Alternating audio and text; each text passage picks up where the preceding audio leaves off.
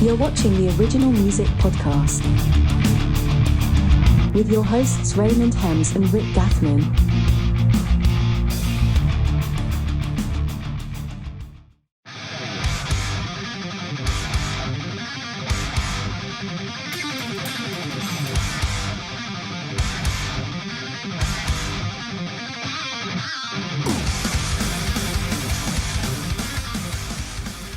All right, here we go. Episode 35. We have Taylor Washington from the band PALADIN. He's in out of the Atlanta area. We got Rick Gathman and myself, Ray Hems. Taylor, how you doing tonight? I'm good. How are y'all? Well, we're doing pretty good. Just rushing around and trying to make schedules work. It's crazy. I do know. Yeah, which I understand that you have a show tonight that you have to go to at 9:00. Yeah, something. Yeah, around 9:00. Yeah, so you're playing in was it Metalsome tonight? Yeah, tonight I'm doing Metalsome. Nice. And for people who don't know, that's a live band karaoke that's down at the 10 High. Yeah, correct. Yeah. That is correct. Can you tell us a little bit about what as a guitar player, do you get a set list for the week, or is it a static set list? How does it typically work when you're prepping for this? Well, it's a static song list for the most part, and depending on what night we're talking about. But I don't know what I don't know exactly what I'm going to play until night of, until we're on the stage and the names pop up on the screen. We're like, oh, we're doing that song. Oh, There's wow. stuff that gets that. Yeah, it's. I think there are 3 different song lists at this point, soon to be 4, because they do it like 4 or 5 nights a week. Wow. And each list has around like 140 songs. Wow. And yeah, people sign up, and you never know what you're going to get within reason. Are you playing? You can expect to play some Journey pretty much every night, the Killers or whatever. But are you playing 4 and 5 nights a week doing that? No. Oh, okay. No. So they have other guys come in and switch it around, right? Yeah, they've got like multiple musicians for each position. Gotcha. That and is that something that Curtis organizes? Who's the organizer on that? Yeah. Yeah, it's primarily Curtis and Jessica, run and organize the whole thing. And it's not really something new. That's been around. How long? It's been around forever. How long has this been running? Ever. Yeah. They just had their 20-year anniversary. Wow. I didn't realize it was that long. No kidding. So 20 years. Wow. That's awesome. So they must have just an absolute ton of different musicians that they networked with. Yeah. To find. Now, is it genre? I mean, is there like a vibe? Is it like metal one night? Is it rock one night? Or is it just anybody? You could pull a Lionel Richie song up. Used to be Metalsome. I don't know if they still do that anymore, but Taylor would know. Yeah, that's actually tonight. Is it? There are like different, I guess, sort of different vibes for the different nights. Like Monday's the heavier sort of metal night. Thursdays now are Metalsome. It's jumped around to different weekdays during the years, which is more. It's more mellow. Yeah. And it used to be acoustic. Now it hasn't been acoustic for a while. But it's a lot of like 90s. Actually, I take that back. It's not just Metalsome now. Now it's like a mashup list. So it's a lot of Metalsome stuff, and then it's also some stuff from Soul Night that they used to have pre-pandemic. Right. And some 80s stuff too, because they had like an 80s night for maybe a year or so. And so it's all those. And Metalsome is like yacht rock, a bunch of 90s. Not even. It's you would kind of think that, I guess, from the name, but it's like 90s soft rock, radio rock, a bunch of that stuff, like Hootie and the Blowfish, and I saw Red Warren. Blossoms or yeah, I saw Red. Yeah, well, that's that's cool that they've put together a platform, so to speak, that obviously has been successful to be going for 20 years. And somebody in the crowd, do they just put their name on a list? Do they put $10 in and get a song? How does it work? No, there's typically not money involved. At least for like first sign up. There's no cover charge. First sign up is free. You just go to the sign up booth and tell them what you want to play. Yeah. From the list. You can't just, I want to play Kanye West. Okay, well, you can't do that. And you can do duets, that costs money. If you do multiple songs, depending on the night, that costs money. You can move up the list for money. Oh, wow. You can do things with money. Yes, you can. It's just like real life. Typically. Yeah. It's just like real life. It's crazy. And so typically it is a free venture. But being that, and the nature of it, especially on weekends when it is just slammed, with college kids, you have to get there like early. You have to be in line if you want to sign up. If you're not making early, like 7 o'clock kind of a thing, or no, not that early. Okay. I mean, I guess you could if you really wanted to. Sure. Although it wouldn't be open. So, no, like we start at 10:30. Oh, wow. And I think you really want to be definitely in line by 10. Okay. Most nights. Yeah. So how late does it go? Yeah. 2 a.m. Wow. usually. Is that right? Mondays are. I think Mondays are kind of played by ear. Like they'll go at least until 1, unless it's really dead. Right. But yeah, typically the 2 a.m. That's the end. Is the schedule. Yeah. So is it just vocalists that come up and want to sing, or do you let drummers come up and play and guitar players come up and play? Nope, only vocalists or That's people probably who want to try to sing. Yeah. Strong move. Well, that's a good point that you're saying there, that people that try to want to sing. Can you give me an example of a total dive bomb disaster song? What's the worst vocalist disaster? Has anybody ever train wrecked the band? It's pretty rare that someone is so bad that it causes us well, you guys to are mess all the up. shit, so. And plus we can, if we really need to, we can take them out of our mix or whatever.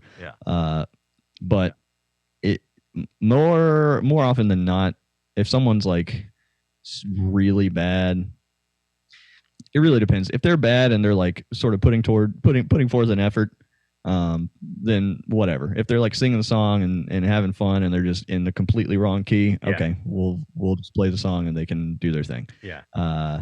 If they need help, we'll give them help. If they're just being assholes or jackasses and like just taking selfies or not even trying to sing or just lyrics, douchebags, then we'll just cut the song and kick them off stage. There you go. Sometimes. As a guitar player, it sounds like you're playing Could Be Anything.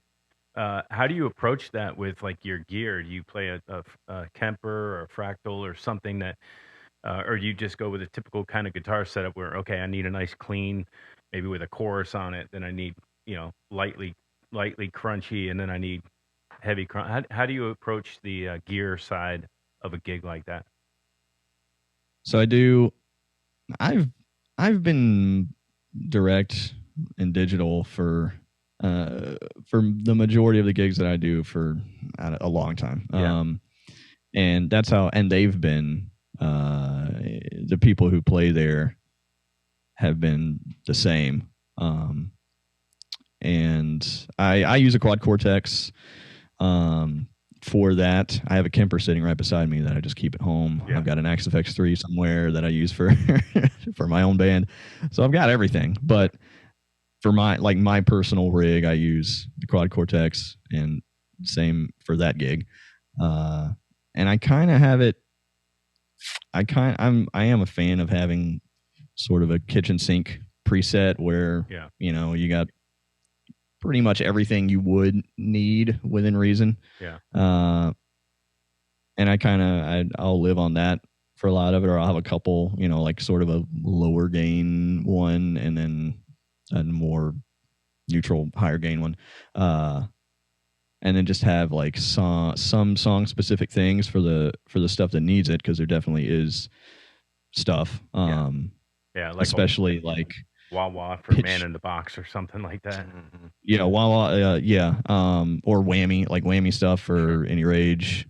And a lot of stuff, not a lot of stuff. There's a number of songs that are tuned down. Like we do Dragula and some System of a Down and Bodies by Drowning Pool and stuff like that. So I have presets for those and just like pitch shift it down. It's very. So that keeps you from having to bring, different guitars that are in different tunings. Yeah. So do you typically play, in a standard, E type of wherever you're tuned? Do you play in drop D, or do you keep standard or? Mostly standard. There's some songs that are in drop D or whatever. Yeah. And I have I really only play Floyd Rose guitars. I have too many guitars, and all but like two have Floyds. Right. But I have them, so I always have to have a backup. Right. In case I break a string. But I have them set up to where I can drop them for the drop songs. So you using a D-tuner?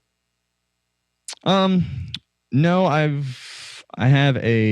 they're all floating. Right. And I have a tremolo typically, and most of them I have a tremolo in the back. I don't know if you're familiar with that. Is that like blocking the? It's sort of, yeah. You can it's like a contraption where it's got thumb wheels on it, and you can have it free floating. You can lock it to dive only. You can lock it to fully fixed.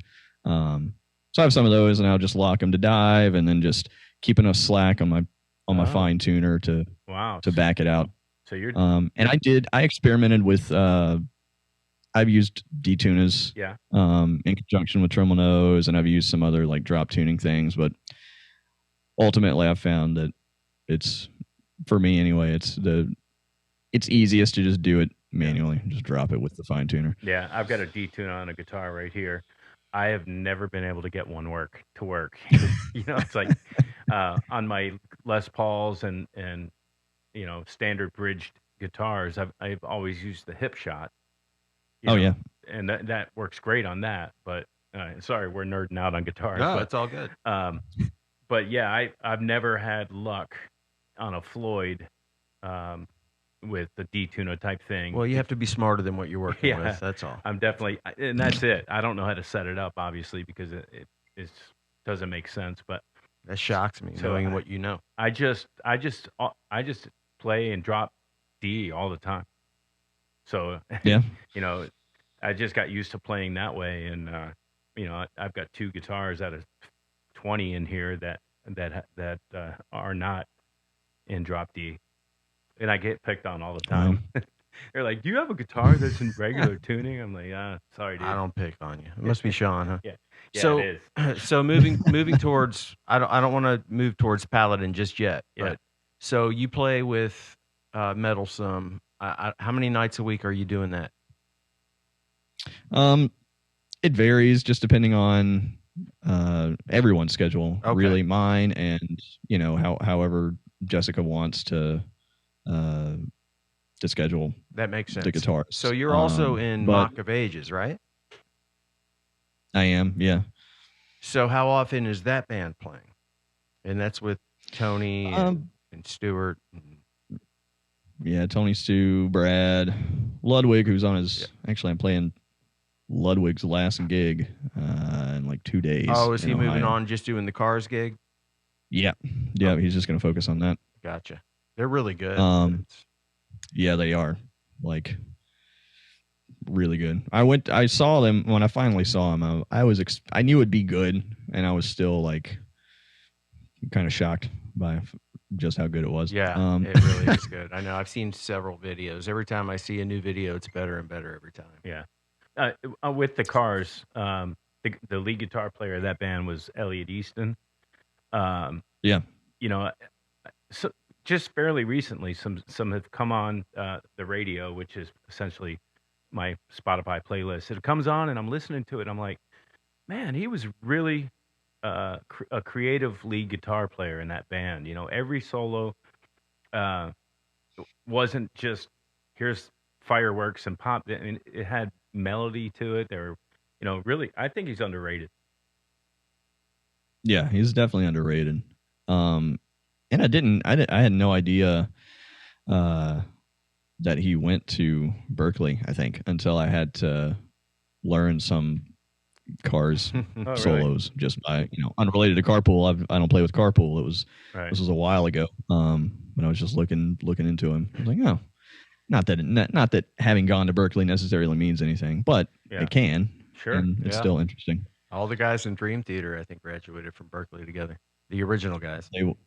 They went to Berkeley. I don't even think I think they graduated. I think that's like the thing at Berkeley almost. You'll go there and then meet people, or was the thing. Right. And then, get a band going and end up not graduating. Right. Yeah. Well, you went to AIM, right? I did, yeah. Okay. And Tosin Abasi and the guys from Animals as leaders went there as well, correct? Yeah, Tosin did. He was going there when I started. I think I'm trying to remember like what kind of overlap there was between us, but he was there for at least half of my like tenure or whatever. Yeah. And I don't know. I'm not sure if he even actually graduated. Right. Well, that's been a mystery.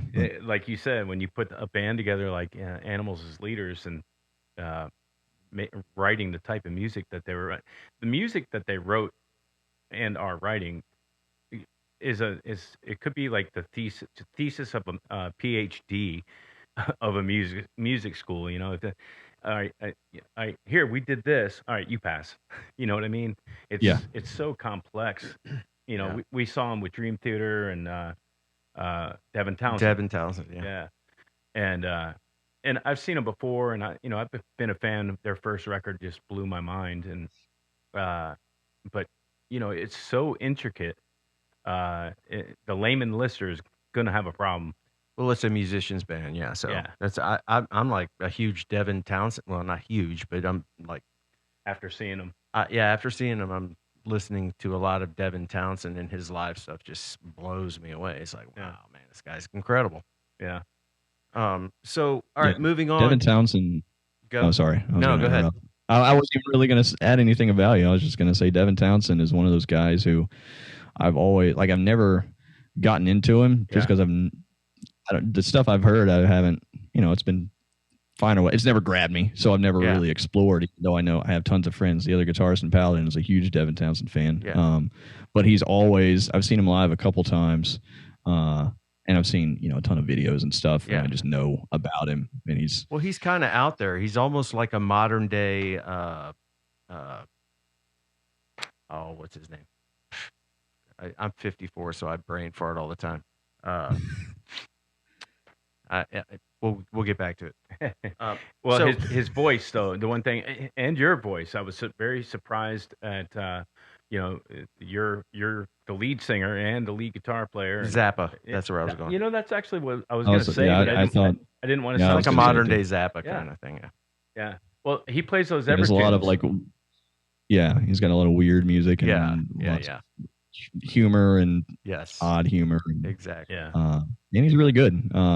Like I love his ability. I love seeing him live every time I have. Yeah. I've just never gotten never tried to get into the music for whatever reason. Well, I really should. supposedly he's been in the loony bin a couple times. I heard that too. I did a little research, and apparently he struggled with some mental health Yeah. stuff. And well, before he went with the full bald head, he had a pretty crazy hairdo. Yeah, receding hairline with long hair. Yeah. Skullet. Yeah, Yeah. skullet. skullet.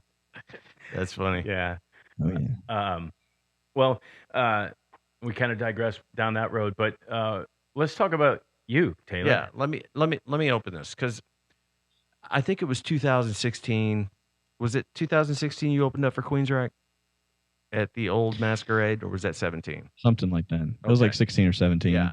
So that's the first time I ever saw you play, and I stood there, and I was just like speechless. I had no idea. Do you mind if I ask you how old you are?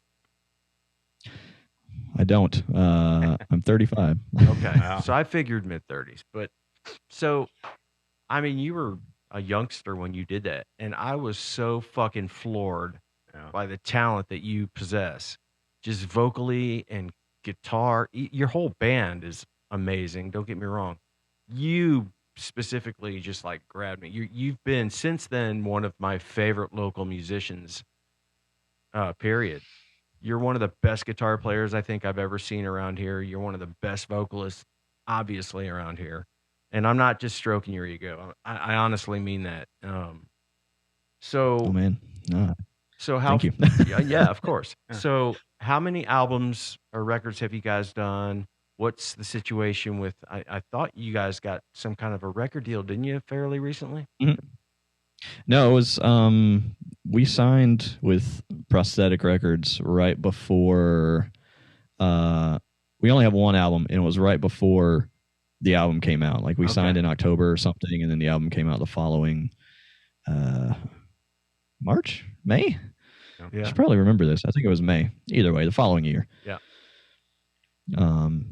And we have, yeah, like I said, we have the one full length that came out in 2019, and we did an EP. Was it that same year? I think it was that December. It was just a cover EP of Nevermore songs, which is like I don't know if either of you are really familiar. No. But they're like I don't know. I don't even know what to call them. They're definitely a metal band. It was sort of like thrashy, a little bit of prog, a little bit of groove. I don't know, but they were a pretty big band for their kind of niche and genre. Yeah. Were they an older band, or you said no, Nevermore? no. Yeah, Nevermore. I think they started heard of putting them, yeah. stuff out in the 90s. And they were putting out stuff for definitely into the 2000s. And I can't remember if they actually split up or their singer passed away at some point, but I can't remember if they officially split up before that or not. So but you either guys- way, they you started guys like the decided 90s. to cover them, huh? How many songs of theirs did you do? Just 3. And yeah, our label was I'm trying to remember like what the connection was. I know the A&R guy for Prosthetic was definitely friends with the drummer. He may have been friends with all of them. I can't remember, but it doesn't really matter. They approached us and were like, "Hey, would you guys be interested in doing this to like commemorate the 1 year, an early year anniversary of the singer's death?" Yeah. And we were like, "Yeah, okay." And Nevermore, like I've a number of times I've cited them as you know one what? of We one of toured our with them. influences. Is that the guy that jumps up on that crazy machine and jumps up and down? No, that's Nothing More. Nothing more. Okay, yeah. Sorry. But yeah, that is nuts. I don't even know. What Yeah, kind of machine does he jump up on? We did a few shows with these guys. Well, when I was working with, you know who, This guy, he's got this thing on stage that's just a big giant mechanical thing. It's on springs and it's got hydraulics going on, and he jumps up and down on it. This guy he never wears shoes, never wears a shirt. He's ripped, and he's a great singer. I mean, it's a great band. But it's his shtick, you know what I mean? It's just a big thing he jumps up and down on, and the crowd goes crazy anyway. That's cool. Yeah, and it's like I think it's got a bunch of. It's basically like a MIDI controller. I mean, it's got a bunch of MIDI controllers. Oh yeah, and he plays triggers sound effects and Right. whatever. Yeah. That's kind of. But it's not just for it's not just for show. No, which is he unusual. It's an instrument. I wonder. It what is. I wonder what he calls it. I'll show it to you. It's Yeah. interesting. Yeah. Yeah, we'll have to Yeah. check it out. He does have a name for it. I can't remember what it is. Yeah, that's crazy. So, with this label, are they hooking you guys up with any kind of touring? Are you? Is there anything coming up where you guys are going to do any kind of touring? We are doing a tour that will be announced tomorrow, I believe. Oh, wow. Okay. It's a smaller tour, and it's going to be is it even 3 like 2 or 3 weeks? I think close to 3 weeks That's long. good. Just like Eastern US. Yeah. Festivals, and- or is it arenas, festivals? No, just Clubs? just regular old venues. Yeah, that's good. And we, as far as the label hooking us up with tours and stuff, I think it's mostly a booking agent thing. Sure. But I'm pretty sure they have like given us some stuff in the past. Like I know like for was it the day that our album released, we ended up getting on some festival in Chicago. And I think that was kind of through the label. Yeah. Certainly having, the label connections and just being on a label, I'm sure that helps some. Well, I think too. a lot of people think that if we just get the record deal, we'll be great, and Right. it just goes to show that you can have a record deal, a record label, and really all they're going to help do is get the album recorded and help with some distribution. Yeah. That's kind of where we're at these days as far as labels go. When you did the record, what was the writing process? Do you write most of the songs, or do you guys collaborate together and come up with the song structures, and then do you write the lyrics? How does it work for you guys? I write pretty much everything, including the lyrics.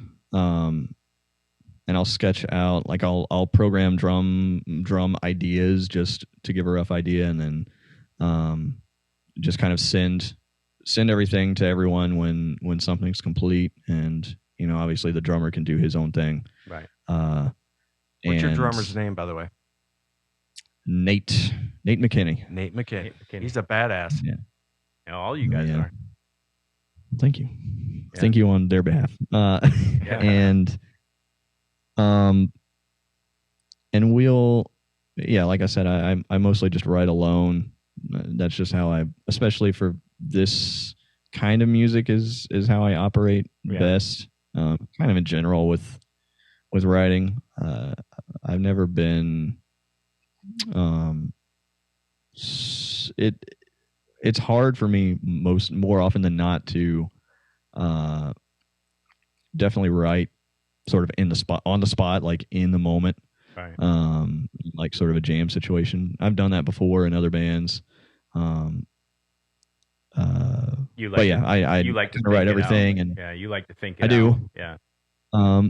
And I'll get lost in my own head for better or worse. Yeah. And but that's how I operate. And certainly there's been input and changes and things contributed from by the other members. Yeah. Like if we need an intro here, let's change this transition. Let's move this part here. Yeah. Um, Yeah. When But you're yeah. in the studio, first off, what DAW do you use when you're writing and stuff? I use Reaper. Okay. Just because it's what I learned on. So, Sure. or for the most, I mean, I guess I learned on like, I don't know, Audacity or Cool Edit Pro or something. Cool but Edit Pro was mine. Yeah.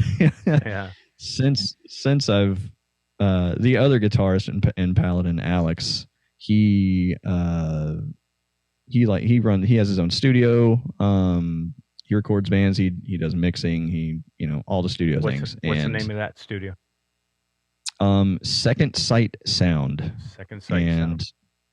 Yeah, and he long ago when we met, I don't know how long ago it was, like 10 years or something. I knew absolutely nothing about like recording or software, like plug-in, like anything. Playing my guitar through computer.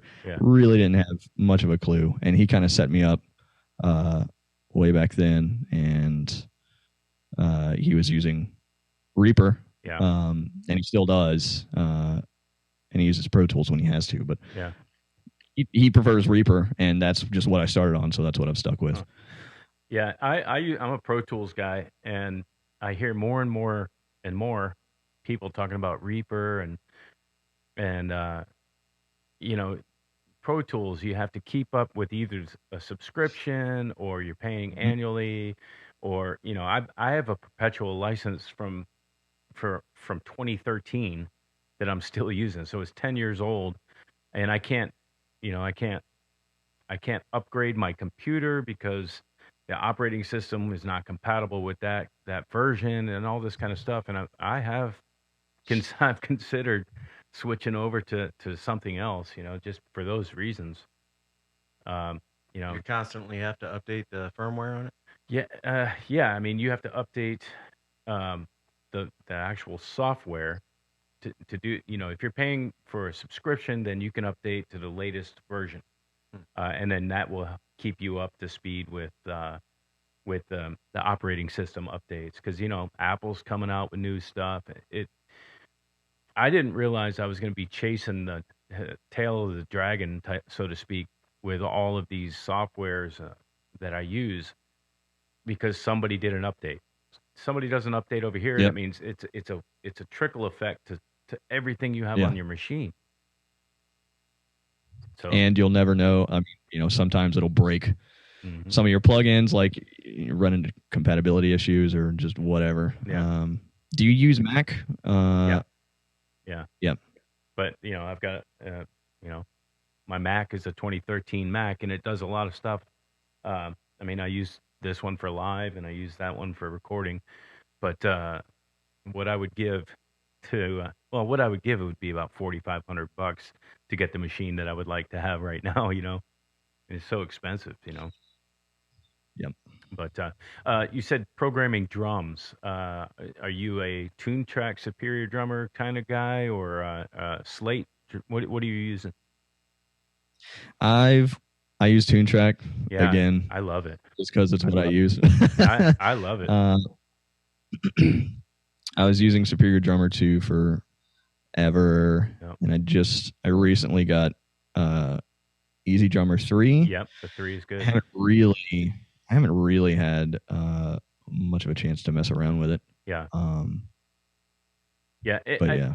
With any of that, when any of that software, for me, it all comes down to, how much do I have in my library to choose from? You know what I mean? What are my choices? If my pool of choices is large, I can pretty much program drums to do anything with what I have. And I'm a big Tune Track guy. I love all of their stuff for writing. Yeah. Well, back to Taylor. We talked briefly on the phone. You said that you're from Jackson, Georgia. That's right. And that's down towards the Macon way, between Atlanta and Macon, I think you said. What hmm what year? When did you decide to? Man, I'm gonna play guitar. What was the impetus on what started that whole road? Uh, it was like freshman year of high school, and really all it was initially was a lot of my friends started playing guitar and picking up guitar, and uh, a lot of times when we were hanging out or whatever, there would be a guitar Yeah. somewhere, usually someone playing one, Yeah. and I'd pick it up a few times and be like, oh yeah, this could be fun, and I did that enough and convinced my mom to like get me a really really crappy acoustic hmm and dinked around on that for a few months, and then got like some kind of starter kit for Christmas. Yeah. Were you one of And that was those it. one of those guys to get one of those Estebans off of? Wait, you saying that was it? How did you get so fucking good? Your Yeah. dexterity and your speed is insane. Yeah, your speed and accuracy is pretty crazy. Well, Practice. I don't know. I mean, is it just literally natural talent? It's got to be, right? I think it's It came easy kind to of you, obviously. No, it's never easy. It's practice. yeah. I'm sure certain things come easier to certain people.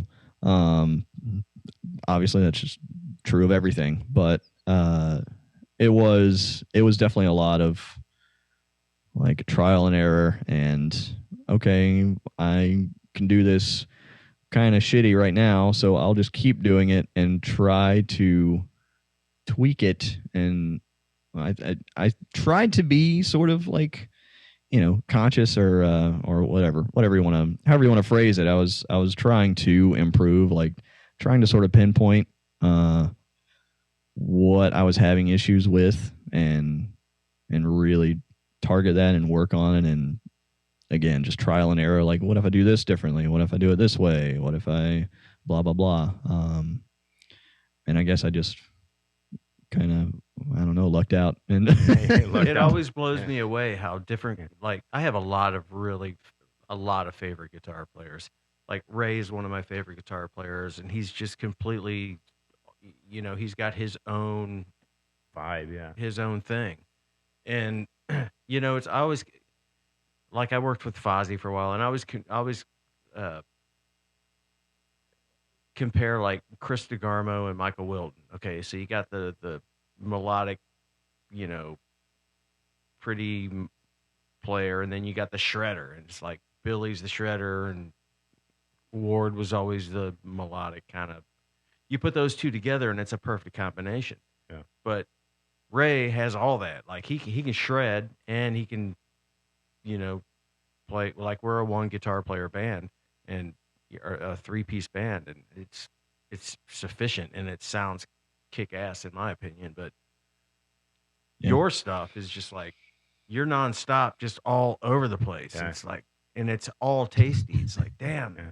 It's that's why I said you're one of my favorite guitar players, because He's definitely one of the hardest working ones, because, like you said, he's full, singing these. He's the full package. Yeah. Oh, dude, and the voice. I mean, come on. Yeah. It's like nobody around here can sing like that. Like, there's a couple that can try, and they can hit high notes, but not consistently and with that control. You have a special. And again, I'm not kissing your ass. I'm just kind of sounds like you just might be a little bit. I'm just calling it like I see it. You know what I mean?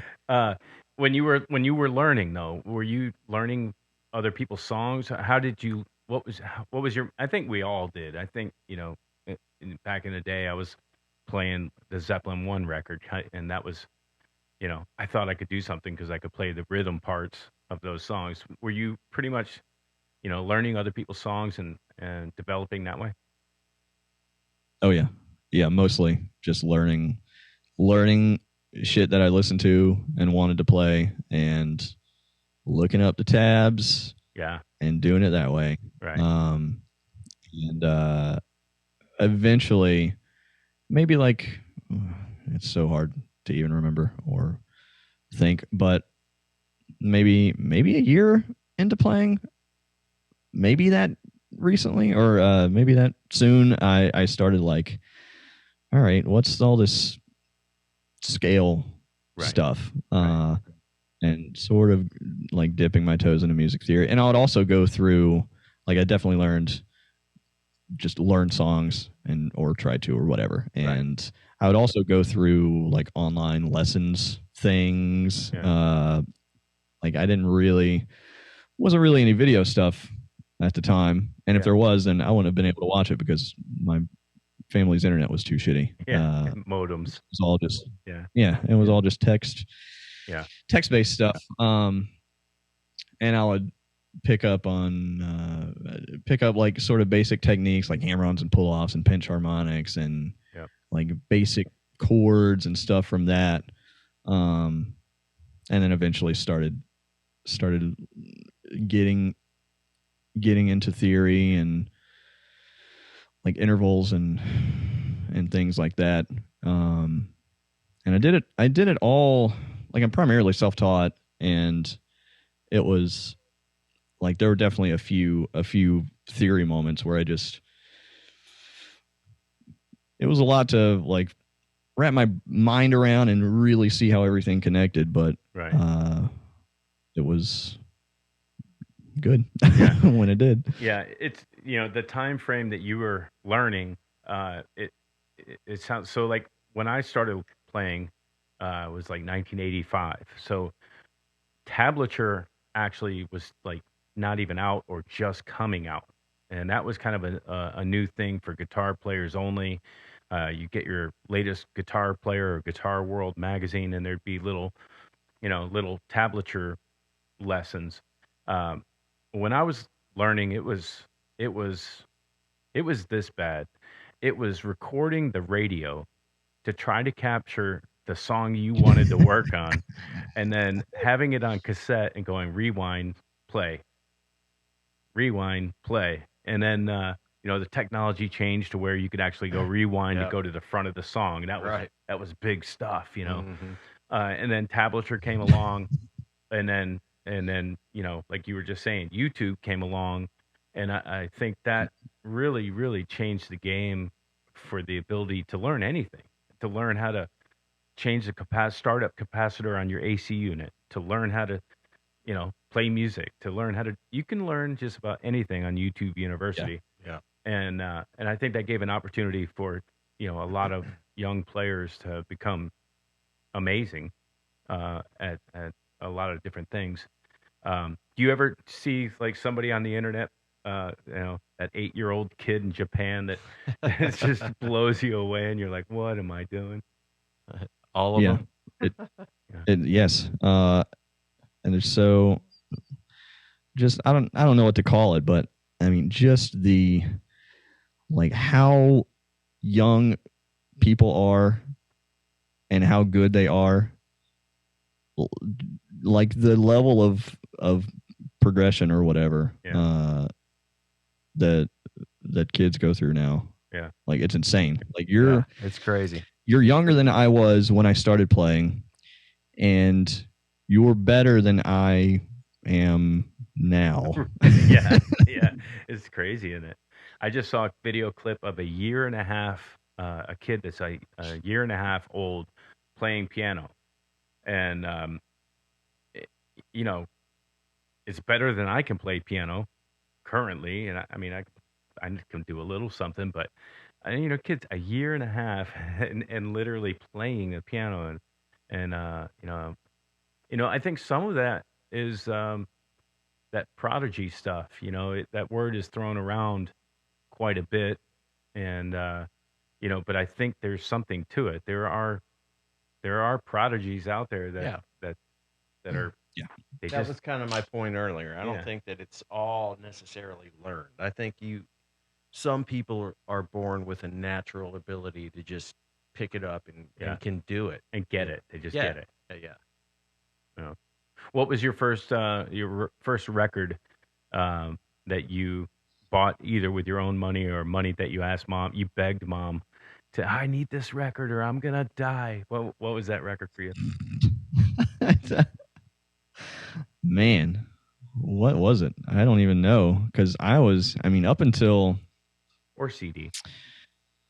up until was it like middle school, like middle school maybe, I was I just listened to like pop radio and shit like that. So like, which at the time was a lot of boy bands and girl bands, and so I was like, yeah, NSYNC. And then randomly I started listening to other things. I don't even know what flipped the switch.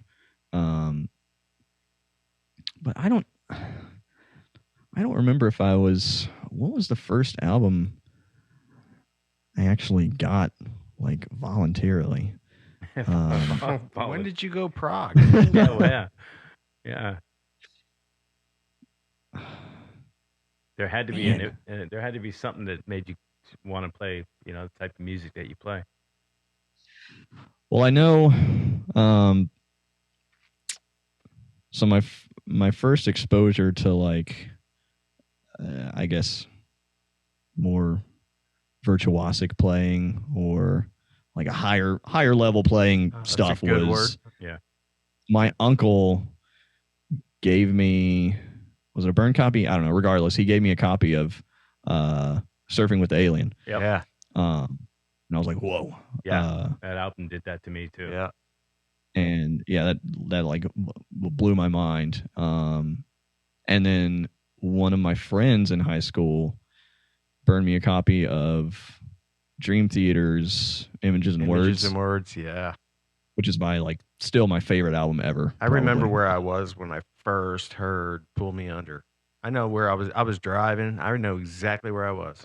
Yeah. And it was all on like Donkey Kong. Yeah. Yeah. Yeah, those and then one of my those were probably the two biggest sort of milestone moments for me, I think, like as far as development goes, and like musically and guitar. And another big one was another friend in high school or like at the Pizza Hut I worked at or something, gave me a burned copy of Children of Bodom album called Follow the Reaper, which I was, again, that was like, whoa, still one of my favorite albums ever. Yeah. And so that was all the like really seminal stuff. And Paladin doesn't sound really anything like Dream Theater, but we do sound a lot. We have a lot of Children of Bodom elements to our stuff. And if anybody who hears me say that and is familiar with their music will be like, oh yeah, that makes sense. Yeah. Well, let's take a listen to it. We're going to listen to Shoot for the Sun. And this came out, this was on the full-length record that you were talking about? Yep. Okay. Ascension is the name of the record, and you can check them out on Spotify. And this is Shoot for the Sun. This is a great one.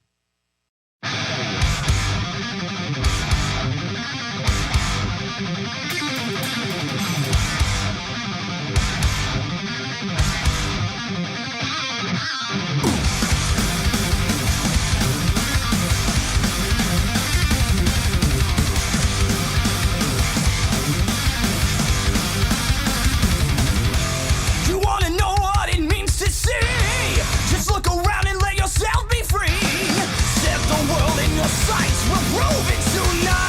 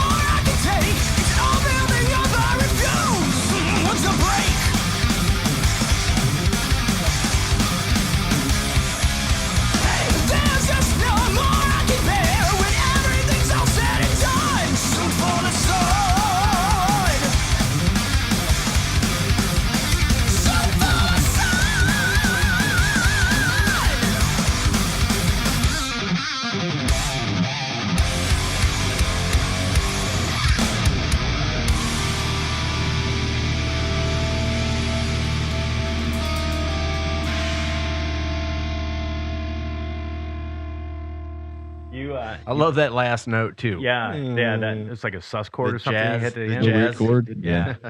Yeah.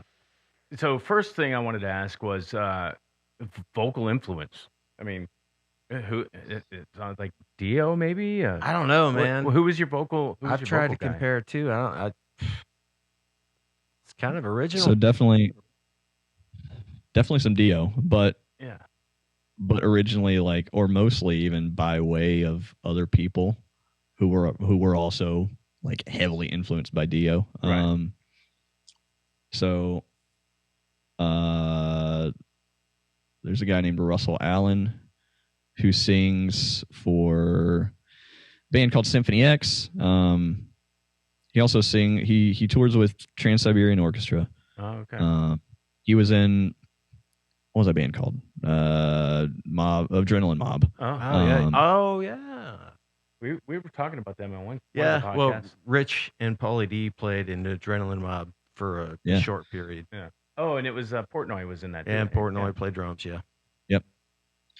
But he's like maybe my favorite singer. That's actually, yeah, you're right. Now that I think about it, okay, I can hear the influence there. Yeah, and he's super Dio influenced guy. Super definitely cool Bruce guy too. Dickinson. Yeah, Bruce. Really, Yeah. I've never gotten to meet. Never gotten to meet him, but I've heard he's. He came out to a couple like, shows super we did in New easygoing. York. Yeah, he was a nice guy. Who, Bruce? No, Russell. Russell, yeah. Yeah, so Russell, Allen, some Bruce, some Dio, and probably some weirder ones that maybe no one will know. There's a band from, where are they from? I can't remember, but they're from Europe somewhere. A band called Pagan's Mind. It's like prog metal. Yeah. They like their singer I really, really like a lot, and he's more like Jeff Tate style. Yeah. And there's a guy named Fabio Leone, Italian. Yeah. He's it's like a meme at this point. Like whenever your like power metal singer loses a singer, he'll be the new singer. Because it's happened so many times. But that's another big one for me. Yeah. Yeah, because I mean, there's definitely a style. I mean, you're, but the thing that blows me away is that you're singing, these big long notes at the same time as With doing the incredible vibrato. How did you? Yeah. I did want to talk about the vibrato on the A side of the solo too, but before we get there, I mean, just playing "Knocking on Heaven's Door" and singing is difficult for my brain. Just strumming, but to be playing such intricate stuff and singing at the same time, when did you figure out you could do that magic trick? That was one that did not come naturally to me at all. Like that's something that I definitely really struggled with and put in a lot of time. Right. To be able to do it all, like playing while singing was completely unnatural for me. Right. And I don't really know how I got to the point that I did. Yeah. And even now, like I still really have to, like if it's depending on the song, even really basic stuff, like sometimes I can sort of, like if I know how to play the guitar part, if I know the vocal part and I haven't rehearsed them both together, I can still sometimes kind of, do it spur of the moment. But even simple things, like if I haven't rehearsed it, may not turn out so well if I try to do it on the spot. Yeah. So it's definitely a lot of just drilling, and even like with harder things, like with Paladin, even some Metallica stuff. We've covered a ton of Metallica songs. Like I would really have to just break it down into subdivisions and see where the vocal melodies and rhythms fall versus where the guitar stuff falls, and just like really get it down to the smallest detail, just to see what's going on and to sort of place it and then internalize it and Yeah. work it up to speed. Yeah. Well, you just said something that's drill it. You said drill it. And do you look at it, when you're rehearsing, if you're, rehearsing on a song or even when you were working up to being able to sing and play at the same time, what was your regiment for rehearsing? And, did you treat it like I'm doing drills, I've got to play it so many times until I get it right and then I can move on? Not really. I've never really had much of a structured like practice routine or anything. Maybe for worse, I don't know. But I've, I was never the kind of guy to, all right, today's Monday. I'm going to work on this stuff for this amount of time. And so I've never,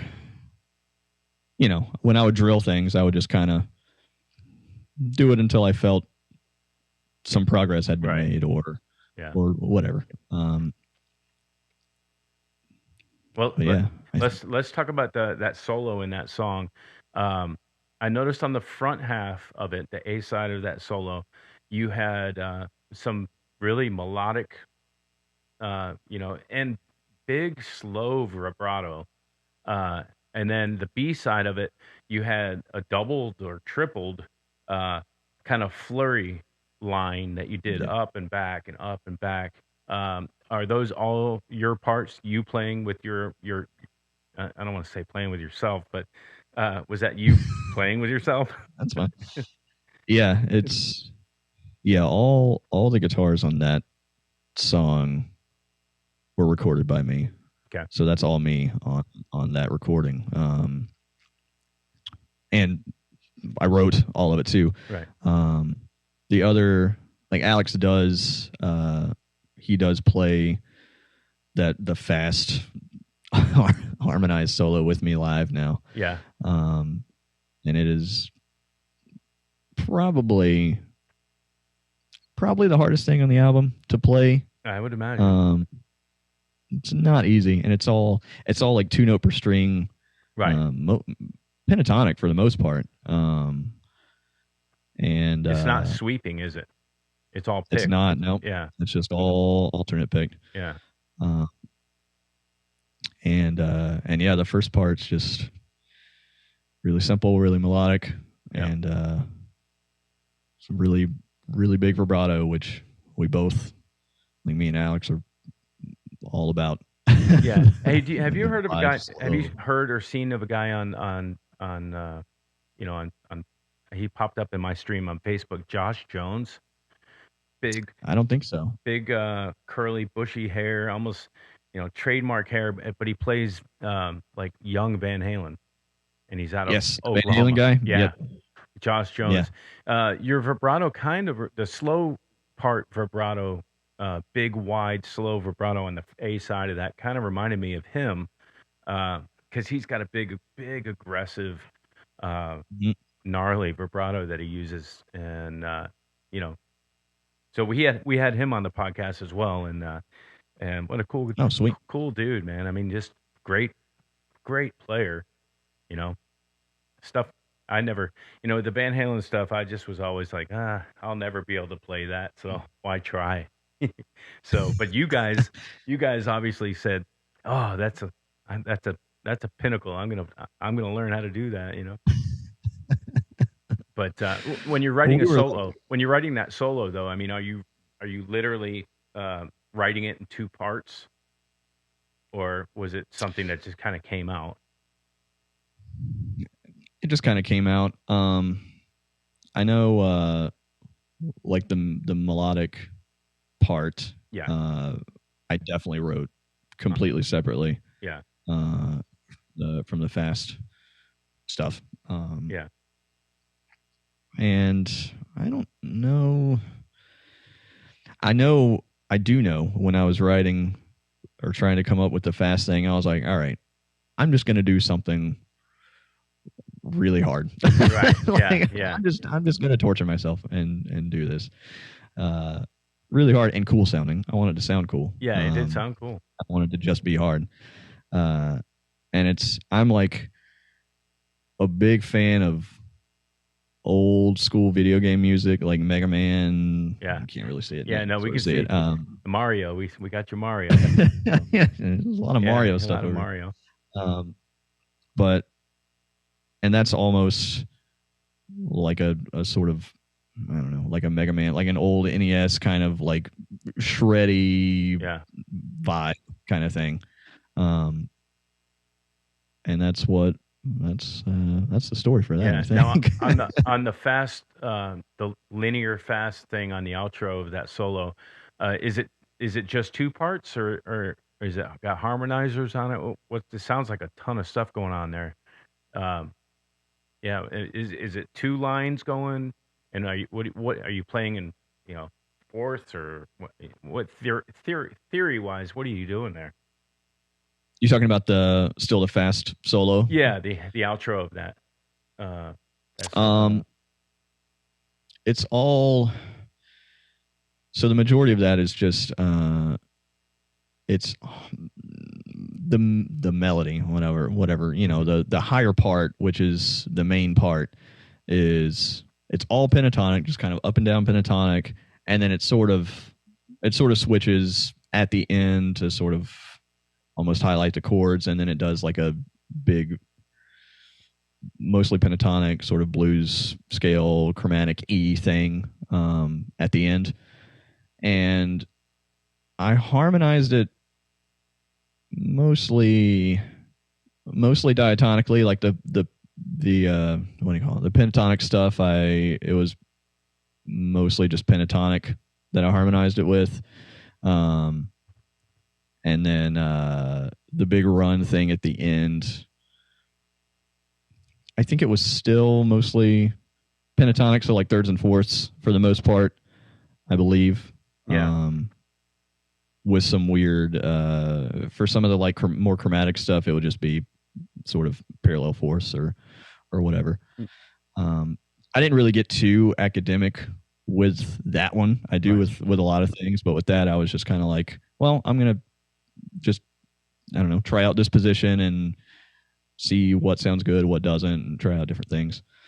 I'm desperately trying to find this guy. You just talked about video game music. Have you heard of this guy, Buried Alive, Caldwell? Oh yeah. Yeah. Have you heard of that guy? Charles Caldwell. I think. Yeah, and I think he plays all of his stuff with his wife.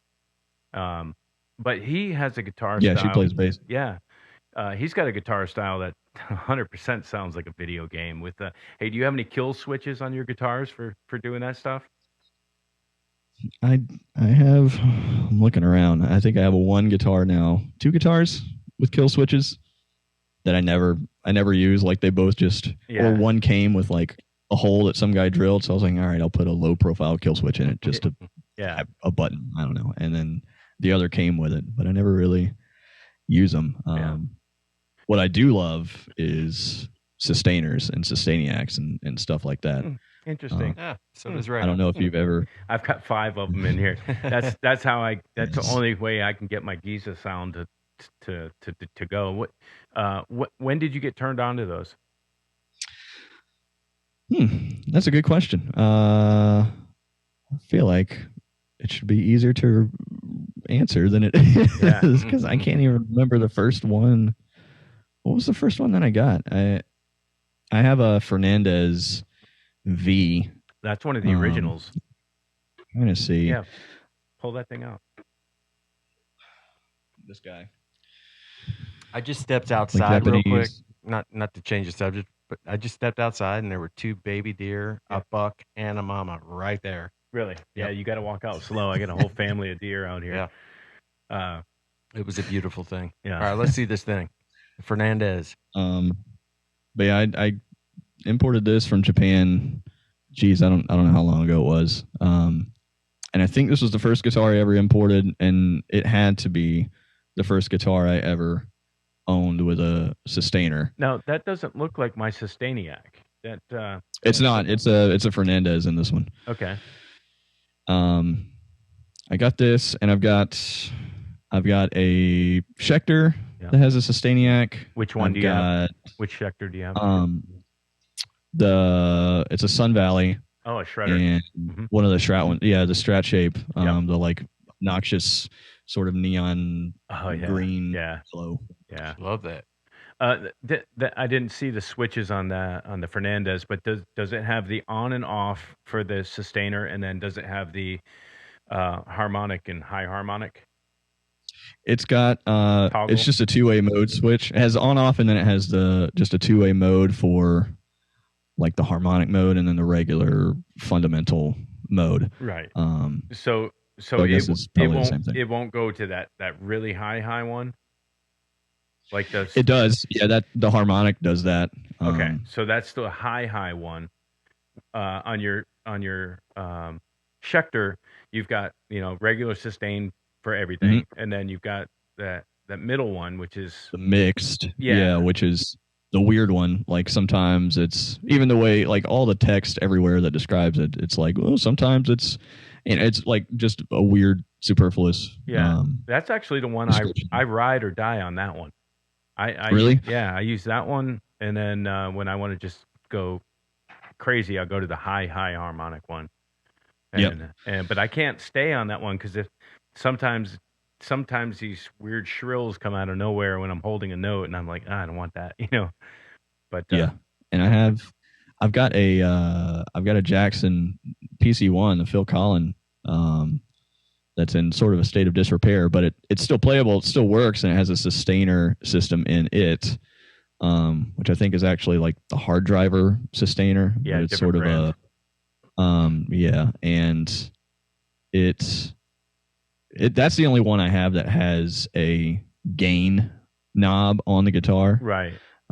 When you say gain, it's the amount of sustainer you can use. Yeah, I've got one Schecter that's like that. Yeah. And I think that's pretty cool. I enjoy messing around with that because, normally it's just kind of like full bore or nothing. Yeah. And depending on how you control your volume, you can sort of manipulate it in ways. But it's really cool having the actual gain knob to sort of swell in and out of harmonics or whatever. Right. Yeah. Well, like I said, I got a Hellraiser that has that knob on there, and I was like, "What's this one do?" And once I figured out what it was, I'm like, "Oh, I wish my other ones have it." But I do a pretty good job of just adjusting the height of the Sustainiac pickup. Will kind of dictate where and how hard it grabs, or if it doesn't grab at all. If it's too low, but. Yeah, some amazing technology. I just learned about them. I had heard them on so many Satriani things back in the day, and I'm like, how loud is his amp to be able to feed back like that? It feeds back forever. And comes to find out that it was smoke and mirrors, and I love smoke and mirrors, so why not? So, what's the next move for Paladin? What do you guys got? Got happening. Well, I should probably write some new music. Yeah. We've got, like I say, we've got that tour coming up real soon. Yeah. Anything in Atlanta that we can see yet? Oh, actually, yes. Even before the tour, next week, Saturday, we're playing in Atlanta. Where at? At a place called Boggs Social and Supply, which is sort of like West End-ish. And that's been like the spot for sort of mid-level or smaller metal shows and heavier shows. Nice venue for the past couple of years. Is it like Furnace 41 kind of a thing? No, and I've never actually. No, and I don't know. I've never been to Furnace. I've heard it's nice, but I've never actually been. Well, I know they got a lot of metal out of there. And they do. Yeah. I played there with Uh, I think I played there. It's on the south side. South side. With Bishop Lake, I think Yeah. I played there. Yeah. Yeah.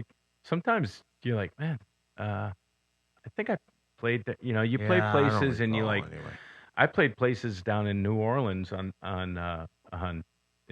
down on in the middle of it all, and I'm like, I don't even remember what the name of it was. Yeah, me too. It's kind of crazy. Okay, so that's next week, you said? Yeah, Boggs. What Yeah, Saturday? next Saturday. What time? And we're headlining. We're going on late, like You're going out of- 11:20. I think is supposed to be our set time. You're leaving out of town Sunday, right? Yeah, I am going this Sunday, and I'll be back though. I think you're talking about the following Saturday, correct? August. I'm talking about the 5th. Yeah, August 5th. Oh, I'm playing. On Yeah, so the not 5th. this coming one. Yeah, Yeah, I'm playing the where are you playing? ISSA awards. We're up for 4 awards, and we're headlining the ISSA awards. That's Sandy in Springs. Sandy Springs. Yeah, Wow. Holy crap. yeah, that's going to be a pretty cool one. It's going to be televised and on Roku TV, and that's Jeez. pretty interesting, huh? Yeah. And that's weird. Some gigs like that pop up, and you're like, Yeah. you don't. You're trying to get these gigs, trying to get gigs, and then some just fall in your lap, and Right. it's kind of, you never know what's going to happen as far as that We goes. were supposed to play a festival the day before, but there's no possible way that we could get to. It was like in Alabama, and they wanted us to play this festival, and we're like, "What are the logistics? How are we going to get there and then back?" And then our sound check is at like 8 a.m. Yeah. on the 5th, since we're headlining the show on the main stage, so we're the first sound check and the last band, so we have to pretty much not necessarily be there all day, but yeah, it just wouldn't work out. So we had to turn down the festival, which bummed us all out. But Yeah. it's just how it goes sometimes. Yeah. Well, we ran into you. I want to try and make that show though. I can't that one, but Well, it's at 11:20 at night. Yeah. Yeah, if you want to stay up real late, you could probably make it. Yeah, I'm gonna look up Bog Social. Have you heard of this new venue in Gainesville called Blackstrap? Something Blackstrap. Yes. That I might don't be think I another like the spot. name of that. Yeah. We actually yeah, I think we just nailed down a date for that actually. Yeah. in December. Yeah. In December? And yeah, obviously nothing's, I mean, maybe I'm spilling the beans, I don't know, but You'll be fine. yeah, we will be playing there in December. And one of my roommates teaches, because that's Yeah. There's a music owned by school. Kyle Sanders. Yes, it is. Yeah, and he teaches there at the Let There Be Rock Let School There or Be whatever. Rock School. We were just talking Yeah, about that. yeah. Sure were. Yeah. Oh, that's cool. I might actually end up being at that show. And I want to check out the venue up there too. It's a new venue. If anybody that's in, it seems to be a metal type rock venue. That'd be a good place to hit up to get some shows. But we ran into you. Was it 2 weeks ago now at the King's X King's show? X, yeah. Mhm. Was it 2 weeks? Was that 2 weeks It was ago? a week ago. It feels like 2 weeks ago. It may have been. But and I just met you there that night, and then all my buddies were like, "Yeah, dude, he's a great guitar player. You should have him on." And That was me. yeah, and it was Jeff, and it was it was a couple of different people. But my question is like a band like King's X, and you still enjoy to go. And I would say King's X is a great. I love them. I love the style and everything. Yeah, one of the But it's greatest nothing- bands on the it- planet. Yeah, it's nothing like Paladin, but yet you still enjoy to go out and see groove rock. Oh yeah. What's your history with, say, King's X or more kind of standard groove rock type bands?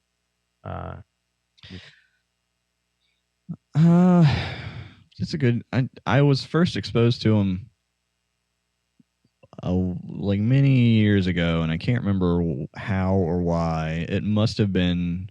I'm sure it was some like music video channel or VH1 or something. Right.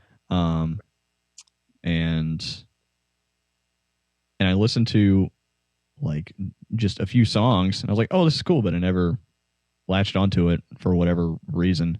And then when I was going to AIM which was, I guess this was like 06 or 07, one of my friends then was like big, or maybe a couple of them actually. There were a few people there. Big surprise, music school, people like King's X. There were a few people there like really into him, and I started listening to him like more and actually intently. And I was like, oh yeah, this is really good.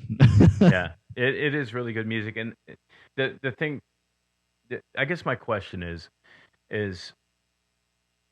once you become kind of a, have the ability to play speed and intense guitar like you do, is it still fun to go watch somebody that doesn't do that? It is for me. Yeah. Okay. Good. That's. I mean, especially because obviously I like playing fast and technical and stuff like that, but I like, feel and tone and other, more nuanced aspects of playing, right. Is more important to me than the speed, because it kills me. So I mean, it's such a common thing to have, someone who can just shred, and then they have no vibrato or bad vibrato, or just that's all they can do. Like they have the speed and they don't have anything else. I'm the same way, man. I'll listen to Megadeth and then turn around and listen to Steely Dan or Loverboy, Foreigner, or whatever. Yeah, listen to whatever. Then switch back over to Dream Theater, Rush. Yeah. And I listen to all kinds of crap too. Yeah, like pretty much any 80s music, like pop, hair metal, anything. Yep. I'll listen to. I'll still listen to like 90s country or whatever. Yeah.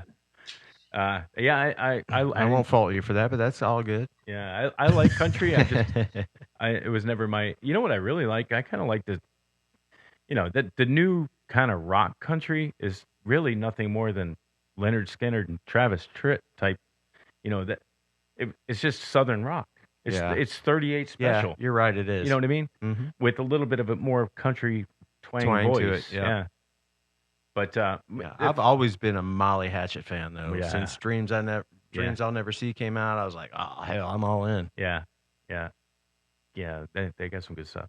But at the King's X show, the thing for me with Ty Tabor, the guitar player, is they are a 3-piece band, and the way he plays rhythm guitar for that band, whether he's chunking out, he sounds like he's playing drop tuned, and he's chunking out riff heavy riffs, and then he'll go into these open chords. His open chord work that he does just opens up and just breathes. That's what I really enjoy, and his tone with those orange amps, was pretty killer too. Yeah, but it was.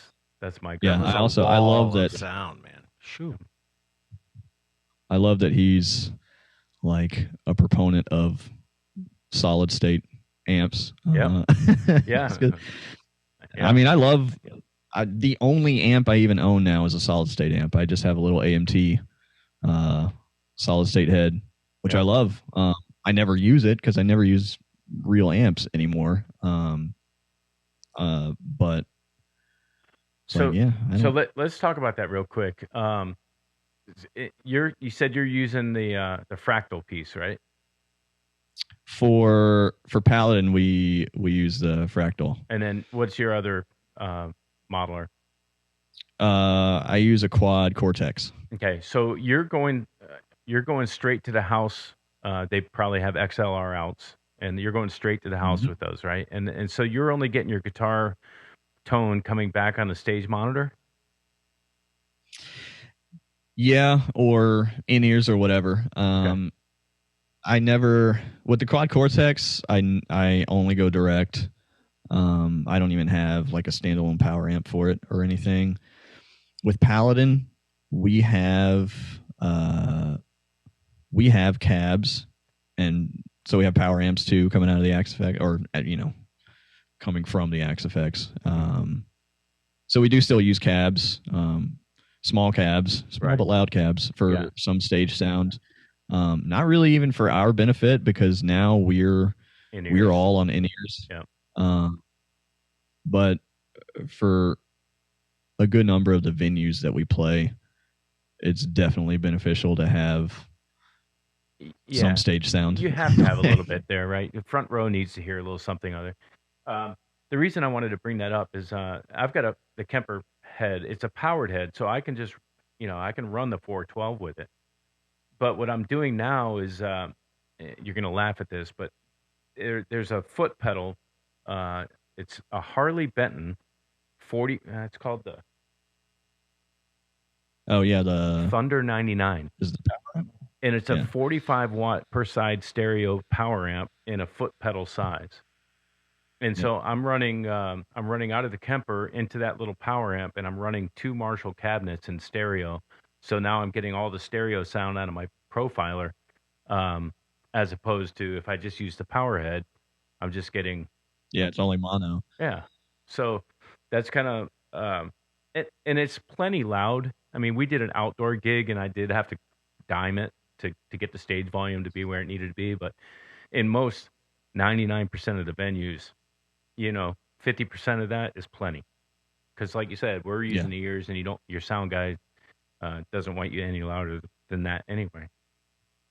So take a look at that, man. It's a cheap little pedal, and it works really good to give you your stereo sound of 2 cabinets.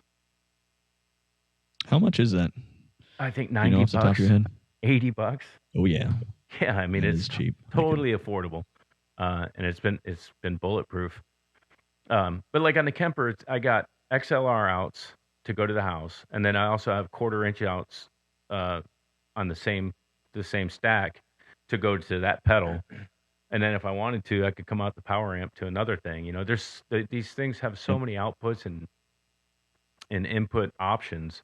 That's the beauty of them. Where are you getting your stage volume? I guess just your in-ears. No, that little Your amp. Marshall. Well, that little pedal I'm talking about is what powers the 2 412s. So that's your stage volume. Yeah. Yeah. Yeah. And it's, I was plenty loud, wasn't Oh yeah. I? But anyway, I love stereo. The width and the reverbs and delays on these things it's kind of crazy. I've had this for 7 years, and I think I spent one weekend really dialing in my one tone, and I've never changed. I've never gone anywhere else with. It's pretty funny. Well, so I know we already talked about what's coming down the pike, but I don't want to wait till December to hear you play. So Boggs, Saturday. I can. So yeah, I mean, do you find it hard to get gigs here locally, and be consistent for your original? Kind of where I was going with that. Yeah, for the original bands. Original bands is a bitch to book around here for some reason, unless you want to play on a Wednesday night. I'm in kind of a weird position with that, because since we're more extreme metal, we're going to be the places we're going to be playing and the people we'll be playing to will be totally different than other forms of original music. Right. And also, since we became a touring band, it's harder. It's harder to book local shows, only in the way that you may have a tour that would come up around on either side of that, and then you would have to if the tour is too close to the show, or if it's when the show is happening, then you would have to end up canceling the show or something. So it's more, you have to be more careful with or selective with scheduling. Yeah. So all that said, we don't really have issues getting local gigs if we want them. It also helps that like the probably the biggest promoter for metal and metal adjacent things in the city is also now our booking agent as of like a year ago or something. And who's this? His name's Amos Rifkin, and What a great name. his company is A Rippin Production. Okay. And so we can kind of, and plus we've all, like, as Paladin and as parts of other bands and just being in the scene and whatever, we know, you know, so many people and so many people who work at venues and blah blah blah, and just because of the way that the community sort of is, I think it's different getting shows for us than it is for other forms of music, if that makes sense. Yeah, totally. What's your experience?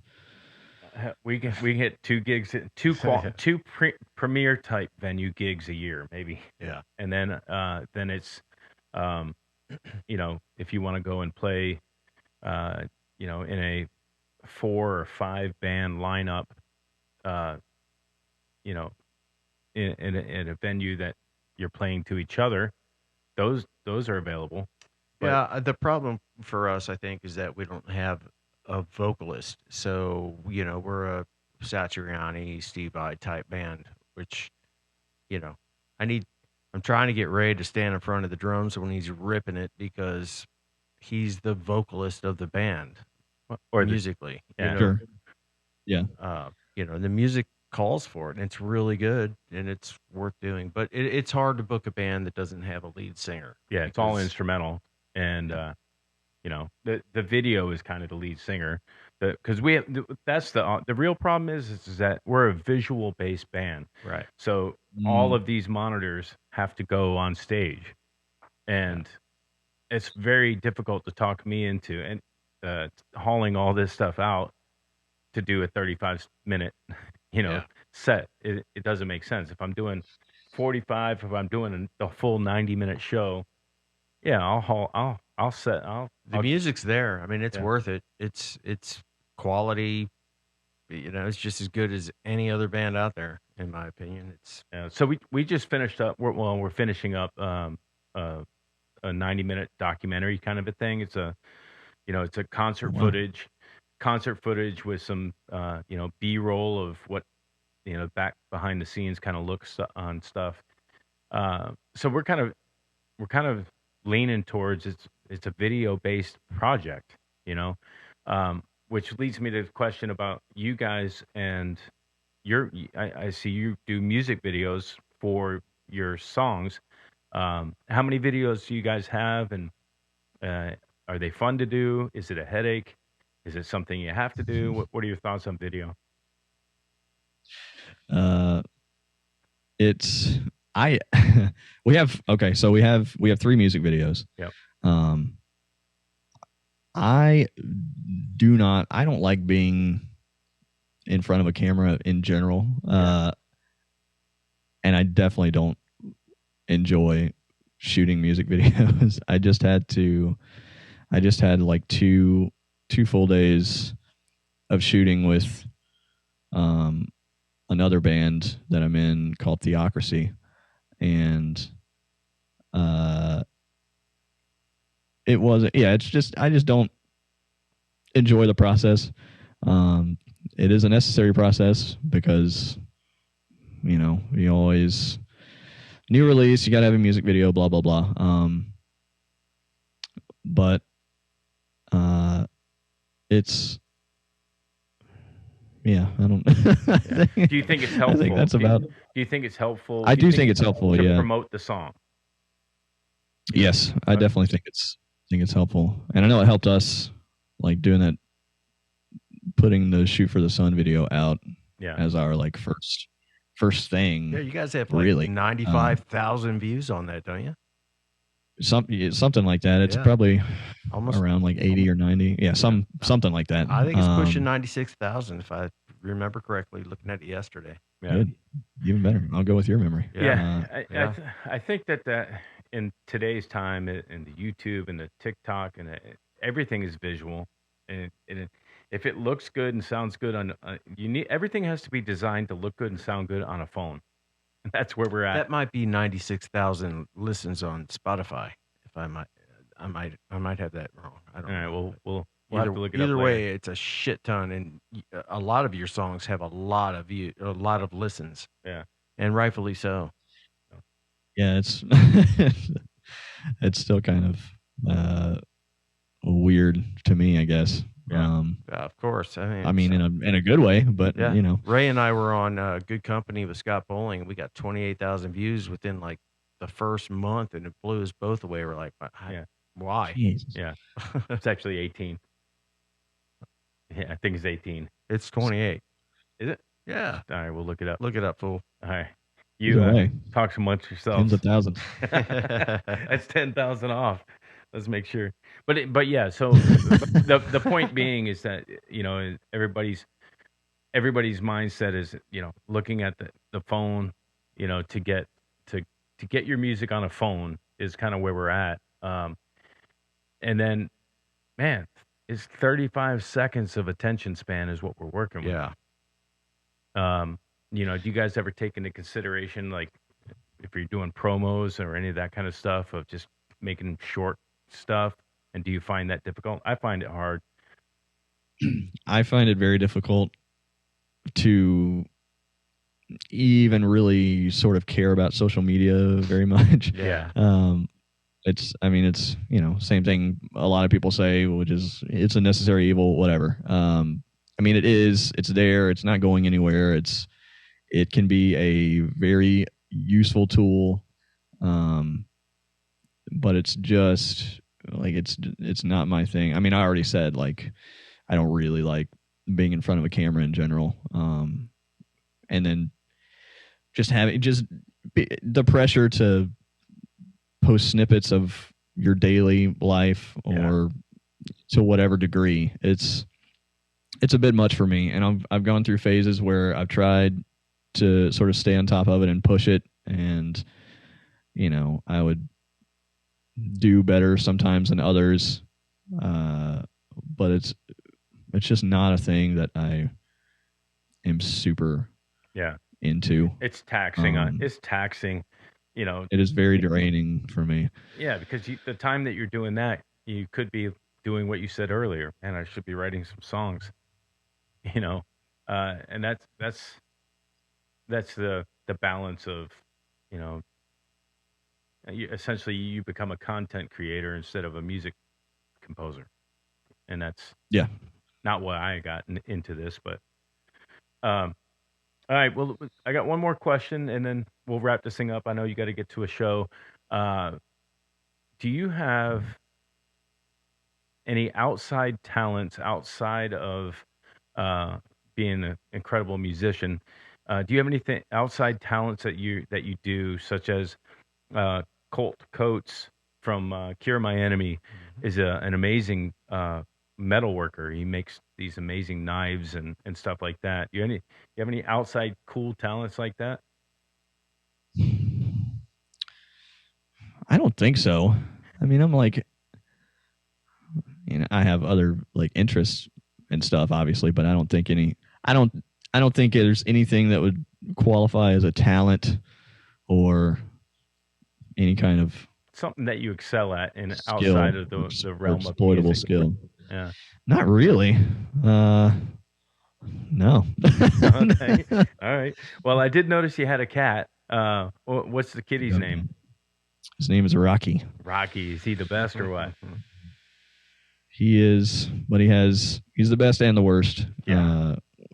Kind of to himself, because he's just got like really bad allergies. He's always scratching in his face. Oh no. Yeah. Yeah. Yeah, I've got a cat, and I'll tell you, he runs my house. I mean, he sleeps where he wants. He gets up on whatever whatever he wants to do is okay. As soon as I take my shoes off in the wrong place in my house, my wife will yell at me but the cat can do anything. I'm like, hey, wait a minute, right. what's going Funny on? how that works, isn't it? So he runs the roost. That's cool.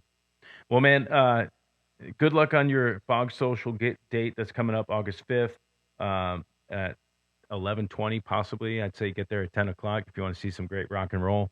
I definitely want to check you guys out, when our paths cross again. And I'm glad to have met you at King's X. Yeah, I'm really sorry I'm going to have to miss that show, man. And thank you so much for being on this show. Like I said, you're one of my favorites, brother. Man. Yeah, thank you all. It was fun. I appreciate it. Thanks for having me on. Yeah, man. All right, well, go get them tonight down at the 10 High for Metalsome, and tell Curtis Clark that we said hello. Yeah, tell him we said hey. Yeah, they were on He's the a buddy of ours too. Yeah, he was episode 1. Was he? Yeah. Really? Animals on the Roof. Yeah. Okay. Yeah. Wow. He's a good friend of ours. Yeah, way back. All right.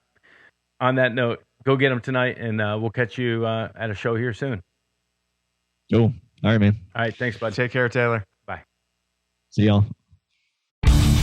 You're watching the Original Music Podcast with your hosts Raymond Hems and Rick Gaffman.